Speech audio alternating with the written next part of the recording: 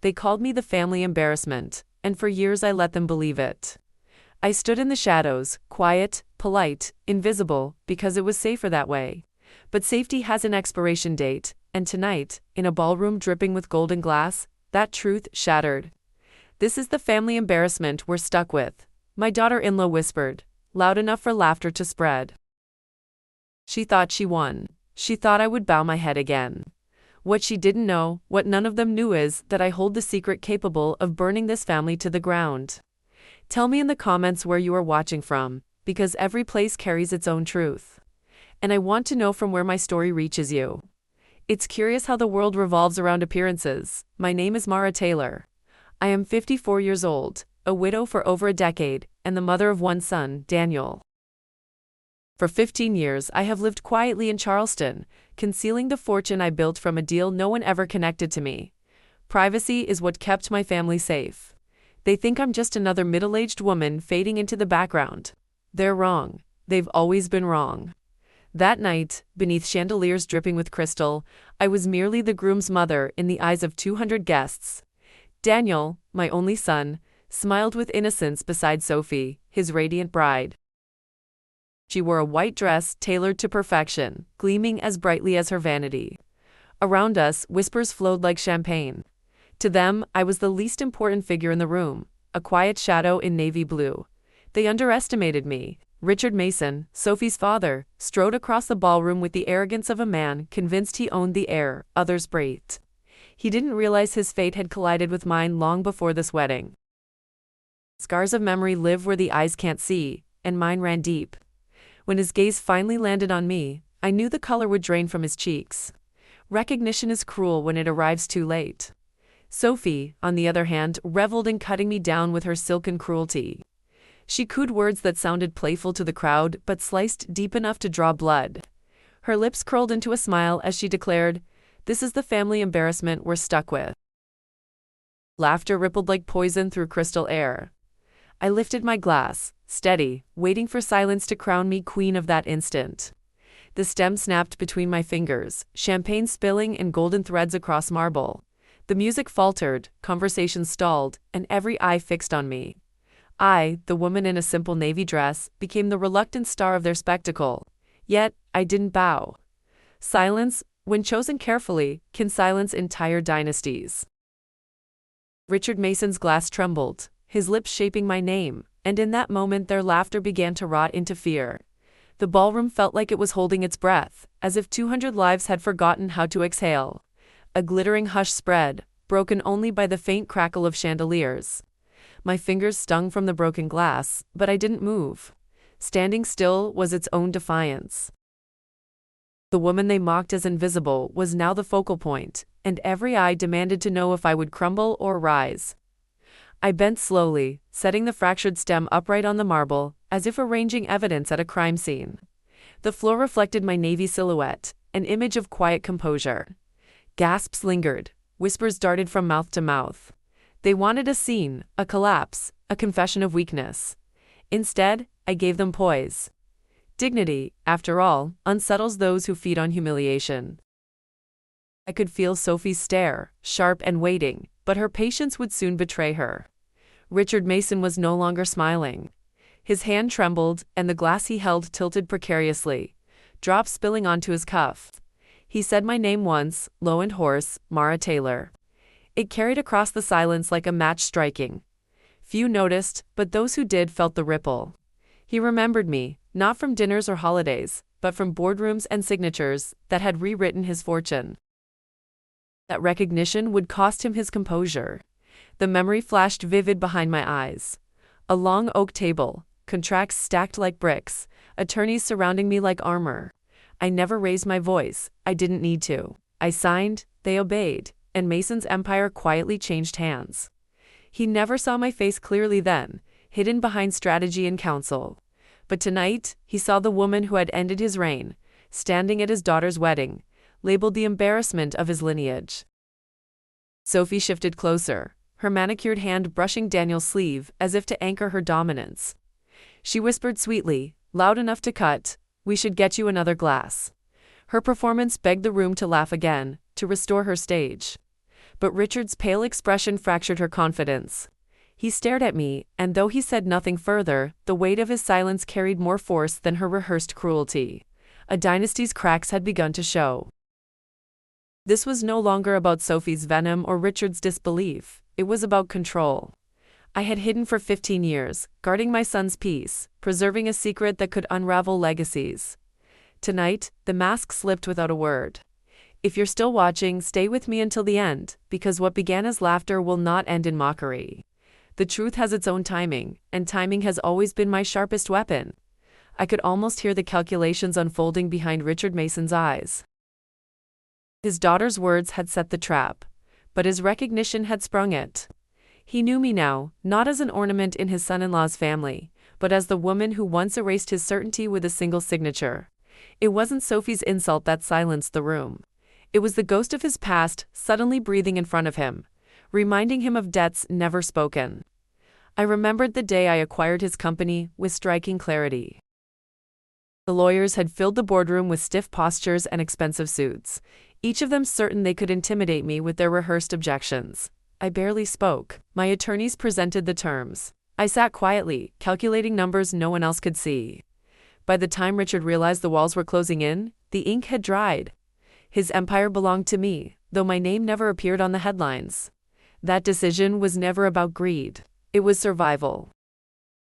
My husband had died, leaving me with a son too young to understand grief, and enemies eager to exploit it.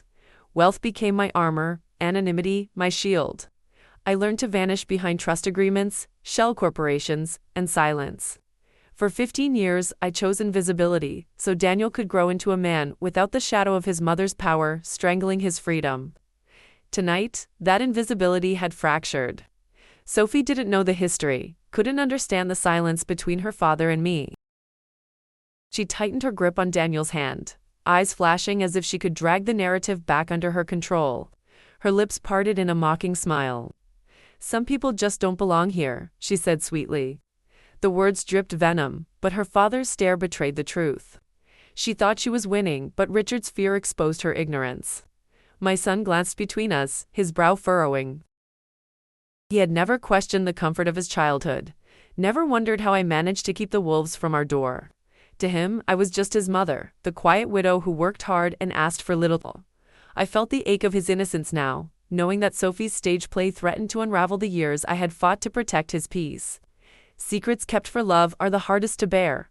The silence lengthened, and I allowed it to grow. Let them wonder. Let them question. I had carried this secret for too long to squander it on Sophie's theatrics. The time for revelation would come on my terms, not hers. And if you want to witness how carefully chosen, silence becomes the deadliest revenge, subscribe now. Because what happens next will prove that survival isn't about hiding, it's about striking when the enemy has already crowned themselves victorious. Richard's silence grew heavier than Sophie's words. He no longer looked at his daughter, nor at Daniel. His gaze stayed fixed on me, as though staring long enough could unravel the years I had hidden. His hand twitched around the stem of his glass, and I recognized the tremor. It wasn't age, it was recognition. The empire he once commanded stood as a memory, and that memory had a face. The guests sensed the shift. Their laughter faded into awkward whispers, unsure whether to follow Sophie's lead or Richard's silence. I straightened my shoulders, meeting Richard's eyes without hesitation. I offered no smile, no words, only patience. Sophie tugged Daniel's arm, desperate to reclaim the spotlight. "Shall we open the floor for dancing?" she asked brightly, but her voice cracked ever so slightly, betraying the pressure building around her. Daniel, oblivious to the war beneath the surface, nodded with a soft smile. His innocence protected him for now, though Sophie's desperation threatened to drag him into her game. I watched my son's face, noting the confusion growing behind his calm exterior. He sensed tension but didn't understand its source. For 15 years I had shielded him from my battles. Tonight, the curtain rose, and he stood unwittingly at the center of the play. Richard cleared his throat, but no words followed. His lips parted, then closed again, as though admitting the truth would strip him of dignity. I could almost hear the memory of contracts being signed, of voices arguing around a long table, while I sat silently, calculating unseen. He remembered the silence then. And now, silence returned to haunt him. That was the battlefield I had chosen. Not noise, not spectacle, but stillness. Sophie's eyes darted between us, irritation replacing her confidence. She doesn't belong here, she repeated more firmly, her voice sharpened. But Richard's failure to echo her words left her exposed. Daughter, begging for validation, denied in front of strangers. She masked it with a brittle smile, but the wound was visible. The ballroom could sense it. Applause, laughter, gossip, they all thrive on weakness, and Sophie had just bled in public. Control is rarely about shouting. It is about letting the silence speak louder than any declaration. I had nothing to prove to Sophie, but I had everything to remind Richard. Tonight, the balance had shifted without me lifting a hand. If you believe silence can be more powerful than noise, leave a mark of approval on this story, because the lesson is only beginning, and the reckoning has just taken shape. Sophie's mask began to crack. She clung to Daniel's arm, her voice pitched higher, louder, as though volume could repair authority. It's time for speeches, she announced, forcing a smile. The crowd responded with polite applause, but the energy had shifted. Richard's silence lingered, his refusal to validate her words spreading doubt like smoke. Guests watched not with admiration but with curiosity, sensing something hidden beneath the glittering facade. I remained seated, folding my hands gracefully in my lap. Every movement was deliberate, every pause intentional. Sophie wanted me rattled, yet my composure turned her performance hollow. She introduced her maid of honor with forced laughter, each syllable landing with less conviction. I saw the way the crowd leaned, not toward her words, but toward the mystery surrounding me. The simplest presence can eclipse the loudest spectacle when the foundation beneath it crumbles. Daniel rose to speak, his voice warm and sincere. He thanked the guests, praised Sophie, and spoke of love with an innocence untouched by the venom in the room. His words drew smiles, but even as he spoke, I felt Sophie's eyes burning into me. She couldn't bear the thought that my silence was stealing her stage. Control is not always about interruption. Sometimes control is about refusing to be erased. Richard lifted his glass halfway, hesitated, and lowered it again. That hesitation didn't escape notice. A ripple moved through the crowd, the kind born of unspoken recognition. He looked at me once more, lips tightening as if a confession rested behind them. Sophie noticed, panic flashing before she masked it again. Her father's silence was unraveling her stage, and nothing she said could stop the truth from breathing through the cracks. I caught Sophie's gaze and held it. No words, no gestures, just a steady look that unsettled her more than any insult could. She blinked first, shifting her attention back to Daniel, but the damage was done. Her poise had fractured. Guests leaned closer to each other, whispers spilling like secrets passed between hands. I didn't need to speak to be heard. Power has its own language, and silence was translating it perfectly.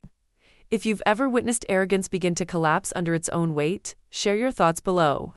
Tell me what arrogance looks like, where you come from, because tonight was not simply a wedding knit, was a lesson in how carefully guarded secrets shift the balance of power. And this lesson was only beginning, etched in silence sharp enough to cut through crystal and pride alike. The speeches ended, but the silence never left Richard's eyes. He avoided looking at Sophie, avoided looking at Daniel.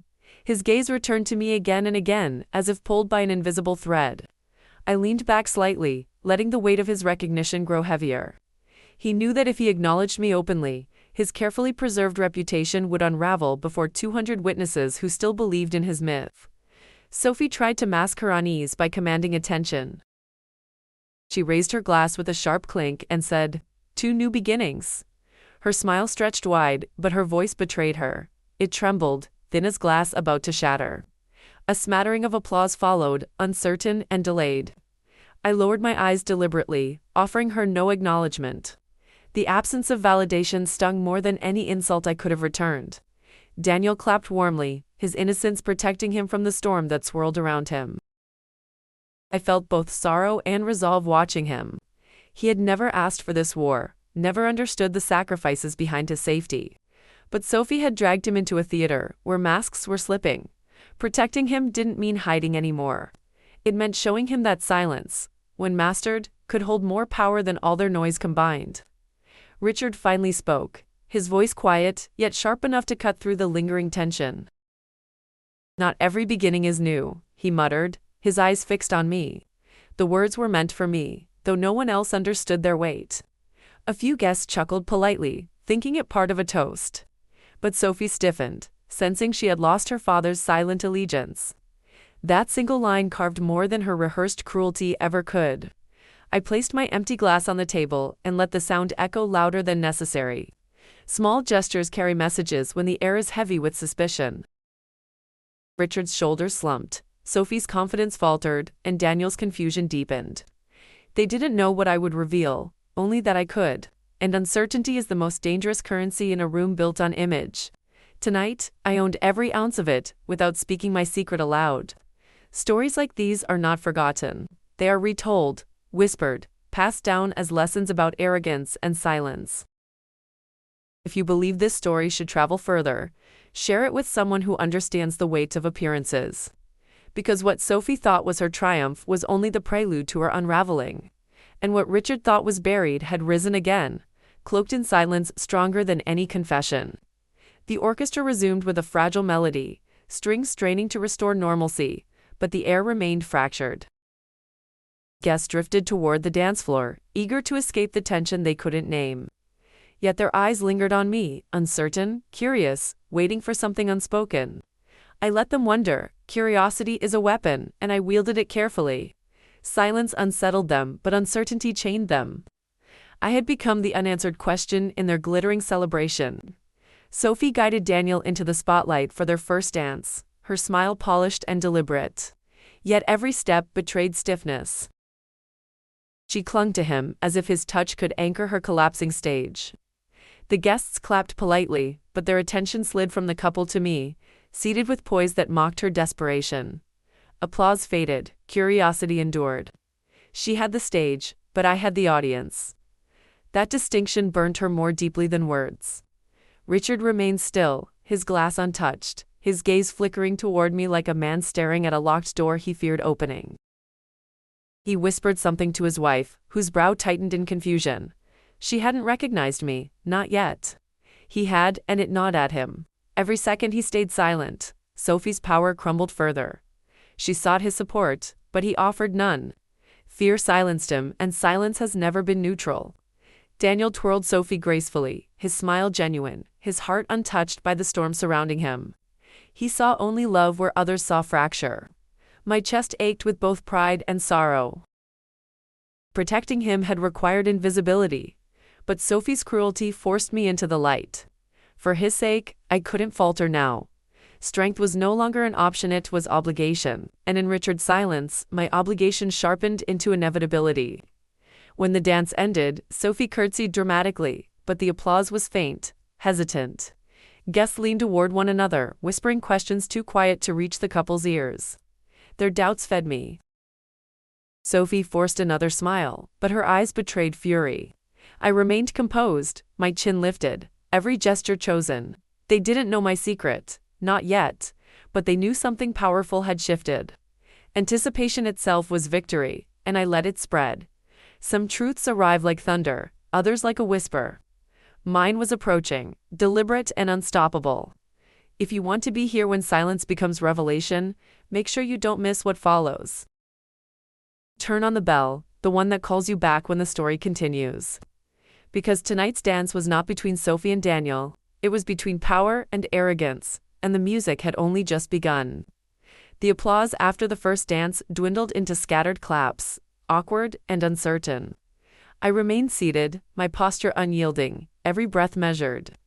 Sophie leaned into Daniel, whispering something with a forced laugh, but her eyes never left me. The ballroom could sense her unease. Guests tilted their heads, their curiosity sharpening like knives.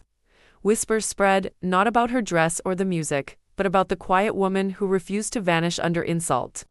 Richard shifted finally, rising from his chair with the weight of years pressing against his shoulders. He approached the center of the room, glass still in hand. His voice carried, strained yet steady enough for silence to fall. "Not everyone here is who they appear to be," he said, eyes locked on mine. Gasps rippled through the crowd. Sophie's grip on Daniel tightened, her confidence trembling under her father's cryptic admission. I didn't move.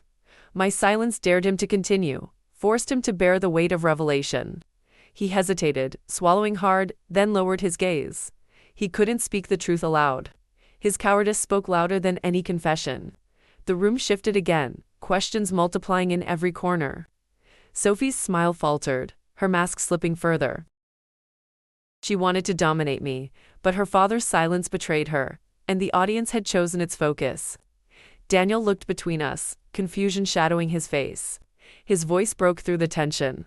"What's going on?" he asked softly, his eyes filled with worry. Sophie shushed him, stroking his arm, but the gesture rang hollow. I met his gaze and offered no explanation. Not yet. Protecting him meant waiting until the truth could no longer be denied, until arrogance had collapsed enough to leave space for revelation. Sophie's desperation sharpened into venom. "She shouldn't even be here," she hissed, louder than intended. Guests stiffened at her tone, the cruelty too sharp to disguise as humor this time. Murmurs swelled, a tide of judgment turning against her. I raised my chin, calm and deliberate, letting the silence weigh heavier than her outburst. The cracks in her composure spread quickly, and the ballroom watched as her triumph crumbled in real time. Arrogance always collapses under its own weight.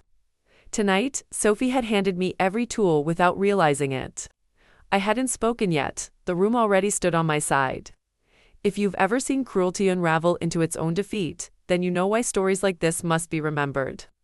Like and share this tale so others learn that silence, when chosen well, is vengeance sharper than any blade. The finale was approaching. The ballroom had transformed into a stage of broken masks and uneasy silence. Sophie stood trembling beside Daniel, her smile brittle, her grip desperate. Richard's confession had died on his lips, but the damage was already done. Every guest could feel the weight of secrets pressing against the glittering walls. I remained seated, my posture commanding more attention than her attempts at control. The balance of power had shifted completely, and it belonged to me. Richard's wife finally broke the tension. "What is happening?" she asked, her voice quivering with confusion.